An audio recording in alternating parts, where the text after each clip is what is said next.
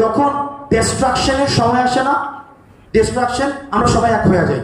যেমন 47-এ যখন দেশ বিভাগ হবে আমরা কিন্তু সবাই একসাথে হয়ে গেছিলাম। 71-এ যখন মুক্তিযুদ্ধ হয় তখন আমরা সবাই একসাথে হয়ে গেছিলাম। 90-এ যখন গণ অভ্যুত্থান হয় সবাই আমরা একসাথে হয়ে গেছিলাম। 24-এ যখন আমাদের গণ অভ্যুত্থান হয় তখন আমরা সবাই একসাথে হয়ে গেছিলাম। আমরা কি গণ অভ্যুত্থানে আসার আগে আমরা জিজ্ঞেস করছি কে সরকারি চাকরি করে কে করে না, কে বিসিএস ক্যাডার কে ক্যাডার না, কে হুজুর কে হুজুর না?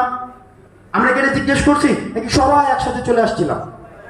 এটা থিওরি, পৃথিবীর সবকিছুতেই ভাঙার সময় সবাই একসাথে হয়ে যায়, কিন্তু যখন ঘটন হয়, কনস্ট্রাকশনের সময় আসে তখন বিভাজন হয়ে যায়। 24-এর 5ই অগস্ট পর্যন্ত আমাদের কিন্তু কোনো ধরনের মতভেদ ছিল না, বিভাজন ছিল না।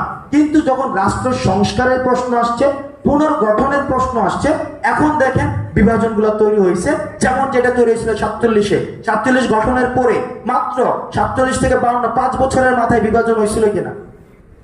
হয় নাই। 71-এর পরে কি বিভাজন হয়েছে নাকি সবাই একসাথে ছিল? একসাথে ছিল। 90-এর পরে কি সবাই একসাথে ছিল? 93 যে একটা 3টা প্রস্তাব দেওয়া ছিল, ওই প্রস্তাবনার ভিত্তিতে কি সবাই একসাথে ছিল নাকি আলাদা হয়েছে? আলাদা হয়েছে। এবার আসেন 24-এ, আলাদা যা হয়েছে এটা আমরা বুঝতে পারতেছি না, বাট 24-এ কি মনে হয় আলাদা একটা হওয়ার একটা ব্যাপার সেবা চলতেছে না? এবং সেটা শুরু হয়েছে প্রথম কিভাবে? সমন্বয়ক এবং সহ-সমন্বয়ক হয়ে। তাইলে আপনাকে সিদ্ধান্ত নিতে হবে, আপনি ডিস্ট্রাকশনের সময় যেভাবে ইউনাইটেড ছিলেন আপনি কনস্ট্রাকশনের সময় এভাবে ইউনাইটেড থাকবেন কিনা।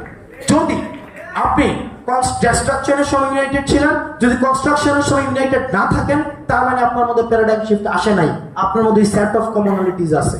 এখন সিদ্ধান্ত আপনার যে আপনি যে কনস্ট্রাকশনের সময় আমাদের ইউনিটিটাকে ধরে রাখবেন কিনা, নাকি পাবলিক প্রাইভেট মাদ্রাসা স্কুল এই বিভাজনের মধ্যে আপনি জড়িত হবেন, এই সিদ্ধান্ত নিতে হবে আপনার।